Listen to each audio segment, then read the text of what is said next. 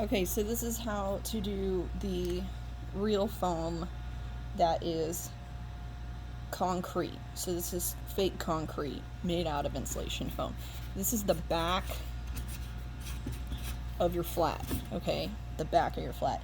So you're gonna take a chunk of foam that looks about right to scale. Trace your foam on the back of your flat, okay? Then, because you want to keep a border to where you're going to glue it, you're going to go inside this foam shape and you're going to make an organic looking broken out chunk of concrete. Okay, the other side is what we're going to see. This is just the back. Then you're going to put your foam underneath your flat in that hole that you just cut out. So you're going to cut this out. So from here, you're going to take a marker and you're going to trace. Just make absolute sure that your foam piece underneath is not showing any light through, any gaps, nothing here. You want to make sure this border is actually like close to where you trace this so that there's no way when you melt this foam that any light will come through any edges. You don't want these edges near this hole. Okay, so now you're going to take your foam out. Now, I'm going to go into texturing. I recommend anything, basically anything. And you're just going to go at it. Want some pinholes? Do this. You want some scratches? Go for it. Dig some holes. Do whatever works. Stay within this border though. Like, you don't need to be outside this border. You want to keep this solid so when we glue it in, it's solid.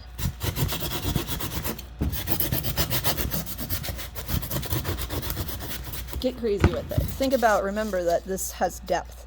You don't want to go so thin that it's see-through.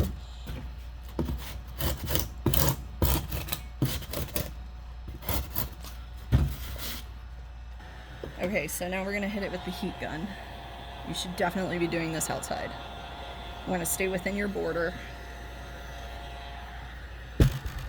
I forgot that we need to add water, so spray some water on here first before the heat gun.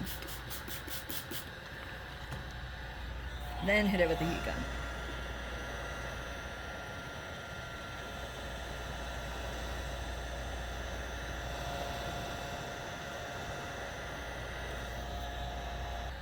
Okay, you're going to be left with something like this. More texture, the better. Now you're going to dry this off and then we're going to paint. So you're going to start with the darkest color. And you can get really every single crease and crevice and crack all the way in there.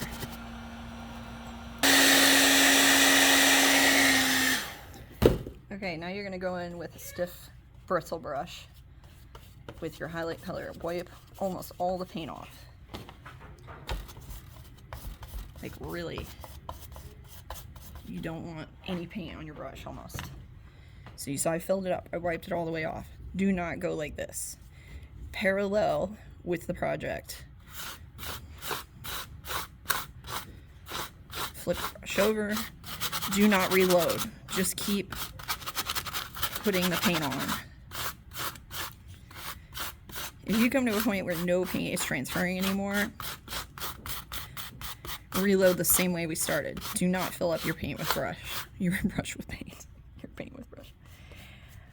You do want to go outside this border a little bit just so that none of this foam will show up when you put this back into the hole where it belongs. But you don't need to go all the way out. Just go outside the border somewhat so that it's covered for sure.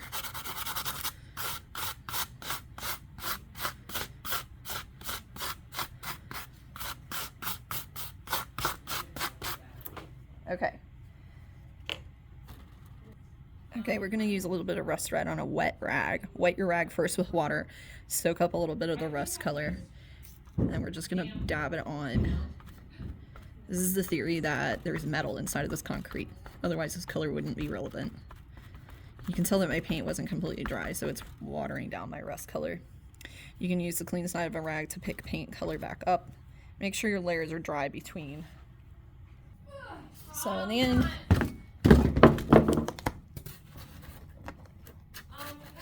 the idea is that it goes back in the hole where you had it. obviously you would have painted this, and that's your fake concrete.